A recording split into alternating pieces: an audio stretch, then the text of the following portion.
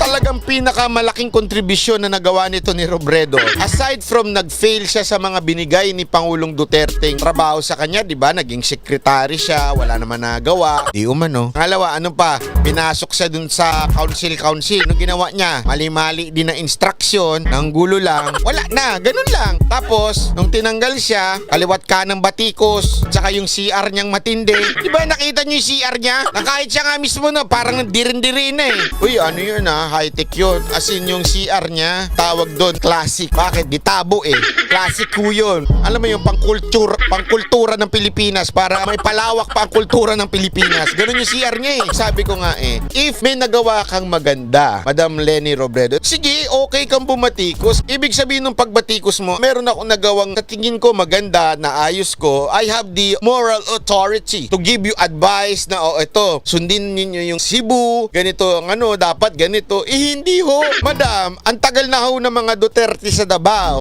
Naalala niyo yung may issue patungkol dito sa Cebu. Dito sa Maynila, kinakwarantin muna after 7 days doon tinitest. Sa Cebu, pagdating doon tinitest na. Pag nag-negative, papalisin na ng quarantine. Ano ang ginawa ni Pangulong Duterte? Remember, he is the president of our country. He has all the authority. And yet, ang ginawa niya, tinawag niya si Gob Gwen Garci. Tinawag niya pati yung mga regional director ng DOH doon at magpaliwanag. Usap tayo. Ano ba ang tamang paraan? Ngayon, pinasasagmit yung DOH na mga analysis nila. Tapos ngayon, pinatutupad na sabi ng IATF, dapat sundin na Cebu. Ang sabi naman ni Governor Gwen, iniimbitahan niya yung mga taga-DOH sa sinasabi ni Duque na eksperto. Ibig sabihin, simple lang, merong usap na nangyayari. Hindi atake ng atake sa social media o kaya sa mainstream media. Hindi ganun ang ginawa ni Pangulong Duterte. Isipin nyo to the president can do that. He is the president of our country. Pwede niyang sabihin, hoy, Governor Gwen, sumunod ka. Pwede niyang sabihin yun eh. Diba? Hindi, pinatawag niya. Nag-usap sila. Ibig sabihin, pinakinggan niya, inintindi niya ano yung nangyayari sa Cebu.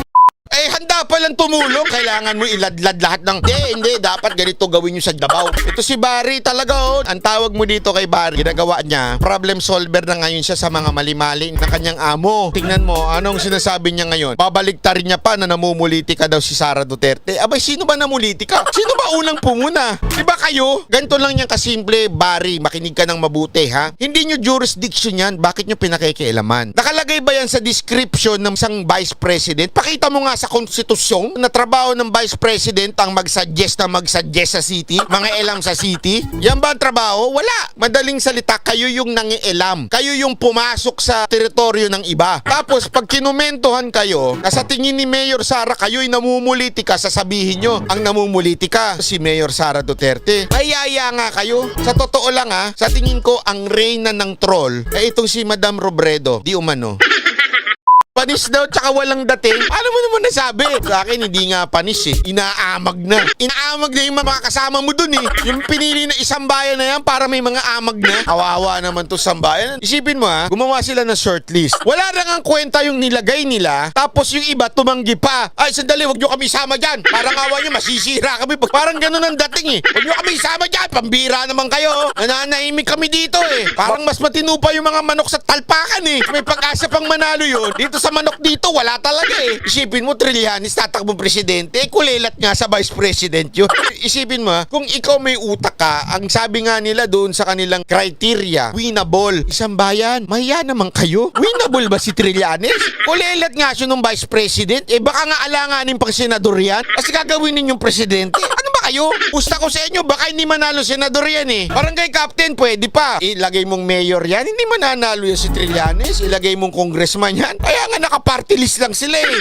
Sana mapansin na ito ni Pangulong Duterte Sorry sana mapansin niya na ito kasi I think this is already a national problem na gano'n nakataas ang level nito sa LGU ng Maynila eh. Isipin mo, 1 week na silang ganyan. 1 week na silang pinapipila ng alas 4 ng umaga tapos hindi sila umaabot. Anong trip mo, Mayor Isko? Hindi, honestly, yung iba namang lugar walang problema. Maliwag ang pagbabakuna. Bakit sa iyo ganyan? Ini-schedule nung iba, hindi naman nasasayang yung bakuna. Dahilan ninyo na nasasayang nasasayang yung bakuna pag in-schedule, napakababaw. Alam mo, Mayor Isko, sa totoo lang, pag ikaw talaga tumakbong presidente, araw-araw ko sa ito ipi-play. Kasi kung ito hindi mo magawa ng solusyon, paano mo susolusyonan ang problema ng buong Pilipinas? Mahiya ka naman, ang kapal naman ng apog mo, di umano. Tumakbo ka ng pagmalaki kang may gagawin kang solusyon. Ito nga hindi mo maayos. Dapila City, Maynila. Yung bang bagong Maynila, pila?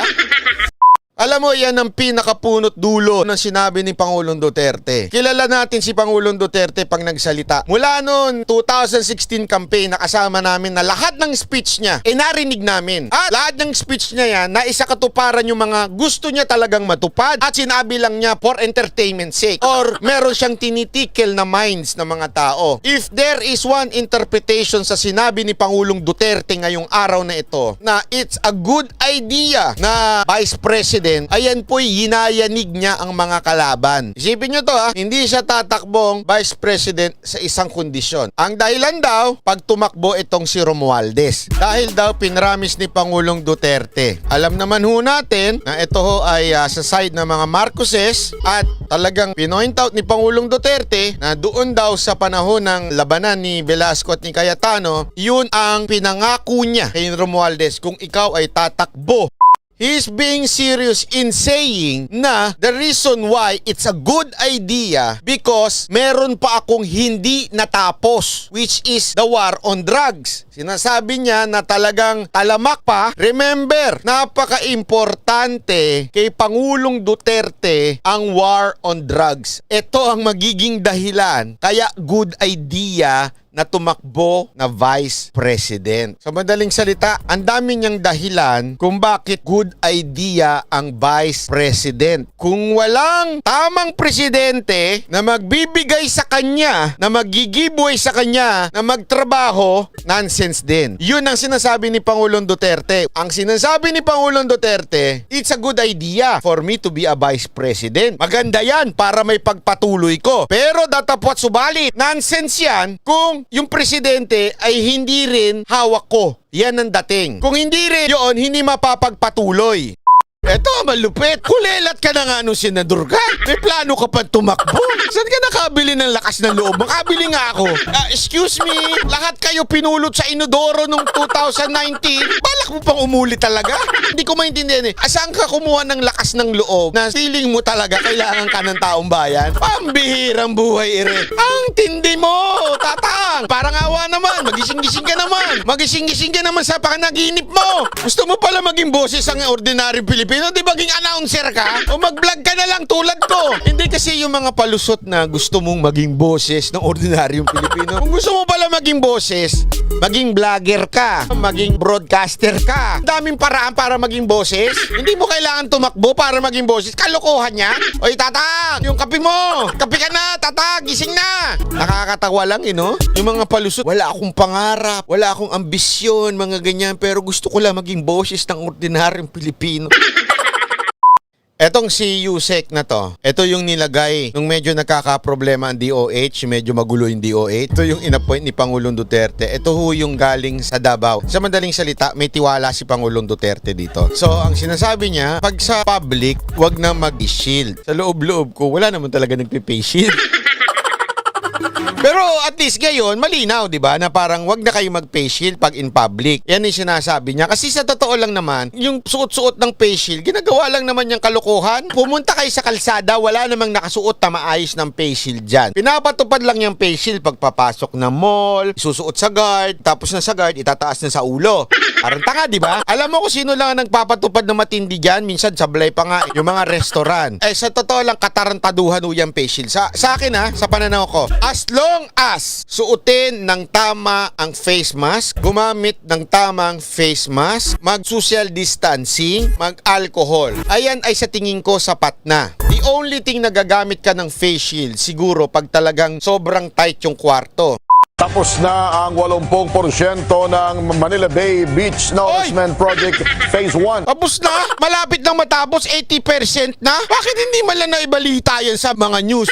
Alam mo, hinanap ko yan sa news ngayon ha. Wala sa mga mainstream media yan. Yung mga kilalang mainstream media, yung walang kinikilingan, walang pinaprotektahan. Wala yan! 80% na pala? Good news kasi. Okay.